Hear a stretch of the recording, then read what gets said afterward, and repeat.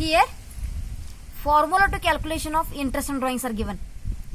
Formula to calculate interest on drawings. How to calculate it? One equation is there. Interest on drawings is equal to total drawings into rate into average period.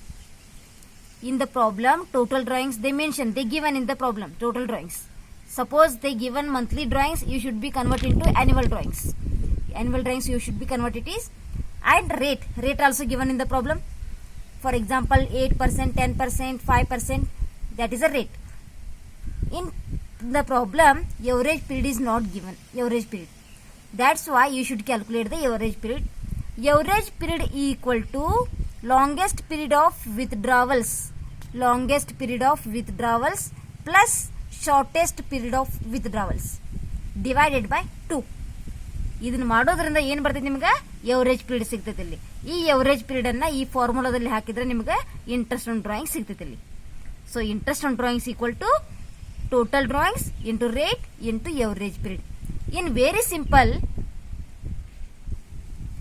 Here one table is given to understand in very easy method. In a very easy method, that is, suppose they given drawings at the beginning of every month or at the middle of every month or at the end of every month. For example, ಈ ಜನವರಿ ತಿಳ್ಕೊರೀಗ ಜನವರಿ 1ನೇ ತಾರೀಕಿಗೆ ತಗೊಂಡಿದ್ರೆ drawings ಮತ್ತು ಜನವರಿ 15ನೇ ತಾರೀಕಿಗೆ ತಗೊಂಡಿದ್ದಂದ್ರೆ ಅಥವಾ 31ನೇ ತಾರೀಕಿಗೆ ತಗೊಂಡಿದ್ರೆ ಅಂದ್ರೆ ಹೆಂಗೆ ನೀವು formulas ಅನ್ನ ಚೇಂಜ್ ಮಾಡಬೇಕಾದ ಅಂತೇಳಿ ಮುಂದೆ ಇಲ್ಲಿ ಟೇಬಲ್ ಕೊಟ್ಟಿದ್ದಾರೆ. ಈ ಫಾರ್ಮುಲಾಸ್ ಗಳನ್ನ ಯೂಸ್ ಮಾಡಿದ್ರೆ ನಿಮ್ಗೆ ವೆರಿ ಈಸಿ ಆಗುತ್ತೆ. ಇದು ಯಾವ್ದಕ್ಕೆ ಇಂಟ್ರೆಸ್ಟ್ ಆನ್ ಡ್ರಾಯಿಂಗ್ಸ್ ಕ್ಯಾಲ್ಕುಲೇಷನ್ ಮಾಡಕ್ಕೆ. ಇದರಲ್ಲಿ 2 ಟೈಪ್ ಬರ್ತಾವೆ ಫಾರ್ಮುಲಾಸ್ಗಳು ನಿಮಗೆ. ಫಸ್ಟ್ ಇಯರ್ ಎಂಡಿಂಗ್ ಇರ್ತೈತಿ, ಮತ್ತೊಂದು ಹಾಫ್ ಇಯರ್ ಎಂಡಿಂಗ್ ಕೊಟ್ಟಿರ್ತಾರೆ ನಿಮ್ಮಲ್ಲಿ.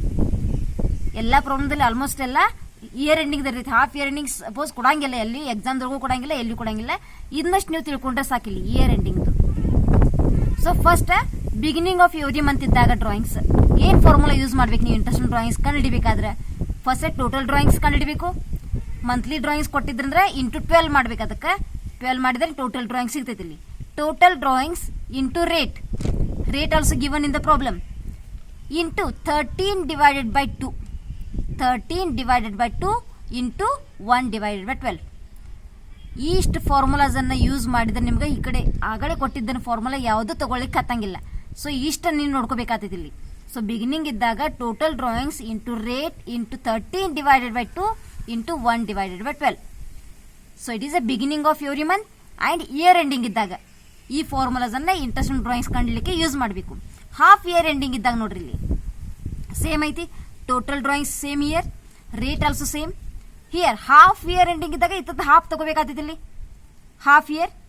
ಸೊ 13 ಬದ್ಲಿ ಇಲ್ಲಿ 7 ತಗೋಬೇಕು. 7 divided by 2 into 1 divided by 6. 112 ಐತಲ್ಲ ಇಲ್ಲಿ, 16 ತಗೋಬೇಕು. ಹಾಫ್ ಇಯರ್ ಎಂಡಿಂಗ್ ಐತಿದು. ಸೊ ಇಷ್ಟ ಡಿಫ್ರೆನ್ಸ್ ಇಲ್ಲಿ. Next middle of every month ಇದ್ದಾಗ, middle month means on the 15th date you are making a drawings. So on the middle of every month ಹಂಗಿದ್ದಾಗ ನೋಡ್ರಿ total drawings into rate 6 divided by 1 ತಗೋಬೇಕಿಲ್ಲಿ. 6 divided by 1 means here only 6 remains. 6 into 1 divided by 12. ಮತ್ತೊಮ್ಮೆ ಹೇಳ್ತೀನಿ ನೋಡ್ರಿ, middle of every month ಇದ್ದಾಗ total drawings as it is ತಗೋಬೇಕು, into rate ತಗೋಬೇಕು, into 6 into 1 divided by 12.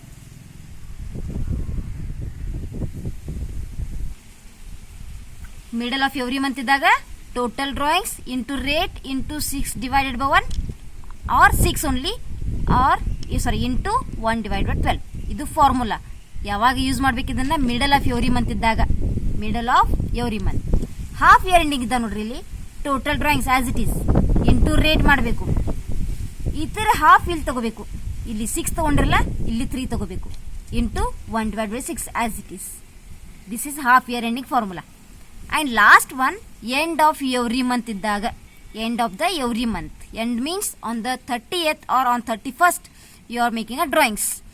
On that time total drawings into rate into 11 divided by 12 ತಗೋಬೇಕಿಲ್ಲಿ. Sorry 2.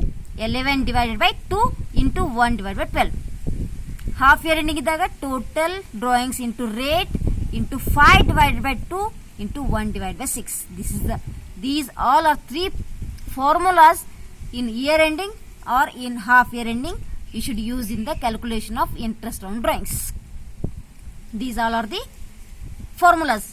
First one at the beginning of every month, at the middle of every month and at the end of every month. Beginning ಇದ್ದಾಗ use ಮಾಡ್ಬೇಕು ಇದನ್ನ, ಅದು year ending ಇದ್ದಾಗ ಇರಬೇಕು. Year ending date ಕೊಟ್ಟಿರ್ತಾರೆ, ನೀವು 31st March something year ಕೊಟ್ಟಿರ್ತಾರೋ ಅವಾಗ ಇದನ್ನ ಯೂಸ್ ಮಾಡಬೇಕು. ಹಾಫ್ ಇಯರ್ ಎಂಡಿಂಗ್ ಕೊಟ್ಟಿದ್ರೆ ಇದನ್ನ ಈ ಫಾರ್ಮುಲಾಸ್ ಮೂರನ್ನ ಯೂಸ್ ಮಾಡ್ಬೇಕಾಗ್ತದೆ. ನೀವು ಇಲ್ಲಿ ಬಿಗಿನಿಂಗ್ ಇದ್ದಾಗ ಇದನ್ನ, ಮಿಡಲ್ ಇದ್ದಾಗ ಇದನ್ನ, ಎಂಡ್ ಇದ್ದಾಗ ಇದನ್ನ. ಏನ್ ಡಿಫ್ರೆನ್ಸ್ ನೋಡ್ರಿ ಇಲ್ಲಿ ಫಾರ್ಮುಲಾ, ಮೂರು ಫಾರ್ಮುಲಾಸ್ ಒಳಗ ಇದು ಸೇಮ್ ಐತಿ, ಇದು ಸೇಮ್ ಐತಿ, ಇದು ಸೇಮ್ ಐತಿ, ಇಲ್ಲಿ ಇದು ಕೂಡ ಸೇಮ್ ಐತಿ. Only difference is here 13 divided by 2, 6 divided by 1 and 11 divided by 2. ಇಲ್ಲಿ ಬಿಗಿನಿಂಗ್ ಇದ್ದಾಗ ನೀವು ಒಂದು ಲಾಜಿಕ್ ಹೇಳ್ತೇನೆ ನೋಡ್ರಿ ನೆನಪಿಟ್ಕೊಳ್ಳಿಕ್ಕೆ. ಬಿಗಿನಿಂಗ್ ಇದ್ದಾಗ 1 ಇಯರ್ ಅಲ್ಲಿ 12 ಮಂತ್ಸ್ ಇರ್ತಾವೆ. 12 plus 1 ಮಾಡ್ಬೇಕು. ಬಿಗಿನಿಂಗ್ ಇದ್ದಾಗ 12 plus 1 it is 13. Here middle ಇದ್ದಾಗ ಮಿಡಲ್ ತಗೋಬೇಕು ನೀವು. ಇಯರ್ದ ಮಿಡಲ್ ಯಾವುದು? 6 ಮಂತ್, 6 ತಗೋಬೇಕು ಇಲ್ಲಿ. ಅಂಡ್ ಎಂಡ್ ಇದ್ದಾಗ 1 ಮೈನಸ್ ಮಾಡ್ಬೇಕು. 12 ದಲ್ಲಿ 1 ಮೈನಸ್ ಮಾಡಿದ್ರೆ 11 ಬರ್ತೈತಿ ಇಲ್ಲಿ. ಸೊ ಏನ್ ಲಾಜಿಕ್ ನೋಡ್ರಿ, ಇಲ್ಲಿ ಬಿಗಿನಿಂಗ್ ಇದ್ದಾಗ ಒಂದು ಆಡ್ ಮಾಡಬೇಕು 1 ಮಂತ್ ಅನ್ನ, ಮಿಡಲ್ ಇದ್ದಾಗ ಆಸ್ ಇಟ್ ಈಸ್ ತಗೋಬೇಕು 6 ಮಂತ್ ಅನ್ನ, ಎಂಡ್ ಆಫ್ ಎವ್ರಿ ಮಂತ್ ಇದ್ದಾಗ 1 ಮಂತ್ ಅನ್ನ ಮೈನಸ್ ಮಾಡಬೇಕಾಗ್ತೈತಿ ಇಲ್ಲಿ. So this is the technique to remembering these formulas.